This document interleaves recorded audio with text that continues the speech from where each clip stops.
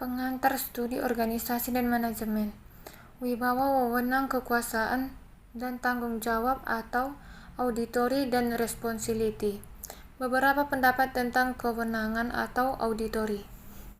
Kekuasaan dirasakan mengandung unsur paksaan dan bersifat fisik, sedangkan wewenang mengandung pengertian adanya kewajiban yang harus ditaati untuk melakukan tugas dan tanggung jawab. Sedangkan istilah kewibawaan lebih dirasakan dalam segi rohaniah dan kepribadian. Beda kewibawaan dan wewenang adalah bahwa kewibawaan mempunyai aspek ke dalam, sedangkan wewenang keluar. Sumber-sumber wewenang auditory. 1. Sumber-sumber hukum. 2. Sumber tradisi atau kebiasaan. 3. Sumber pelimpahan atau delegation. Batasan-batasan wewenang, yaitu 1. Sumber daripada auditory itu sendiri. 2. Pertimbangan-pertimbangan praktis. 3. Pertanggung jawab. Tanggung jawab atau responsibility. Pengertian tanggung jawab adalah kewajiban bagi bawahan terhadap seorang pemimpin yang telah menugaskan suatu pekerjaan tertentu untuk dilaksanakan. Maka dengan demikian, inti daripada tanggung jawab adalah kewajiban. Organisasi. Prinsip-prinsip organisasi. Organisasi harus mempunyai tujuan, harus ada pembagian kerja dan penugasan yang homogen. 3. Harus ada kesesuaian pertimbangan antara tugas wewenang dan tanggung jawab. 4. Setiap pelimpahan tugas, wewenang, dan tanggung jawab harus dilakukan setepatnya dan sejelas-jelasnya. Asas hierarki, asas komunikasi, pengecekan terhadap pelaksanaan perintah. Pengecekan, pengamatan pada hakikatnya merupakan bagian dari fungsi pengawasan dan harus dilakukan oleh pemimpin dengan sikap pengawasan yang integral.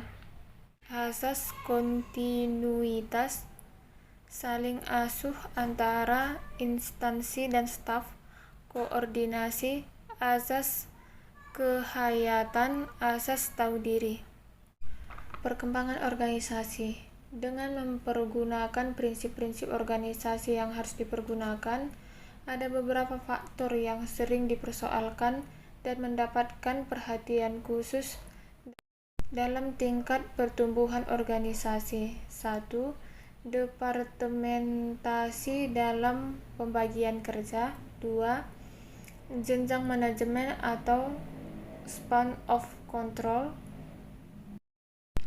Delegasi wewenang. Dalam setiap aktivitas, pembagian kerja atau division of work dan pengelompokan tugas-tugas ke dalam departemen-departemen, bagian-bagian, dan seterusnya. Maka masalah delegasi wewenang juga sudah harus tercakup di dalamnya, sehingga tugas-tugas itu dapat dilaksanakan.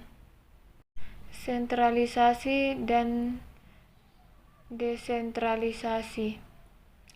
Sentralisasi wewenang dan pengambilan keputusan adalah apabila wewenang dan pengambilan keputusan terhadap segala sesuatu itu diputuskan kepada suatu tokoh, yaitu pemimpin puncak.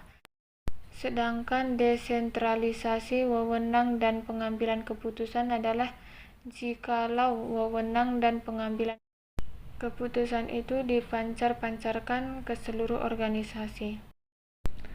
Panitia atau komite. Di dalam sebuah organisasi, panitia dapat dibentuk sebagai bagian daripada organisasi formil dan tergantung pada kebutuhan organisasi itu sendiri. Lini dan staf. Lini mempunyai tugas-tugas memberi perintah, staf bertugas memberi saran-saran, nasihat-nasihat, bantuan kepada lini.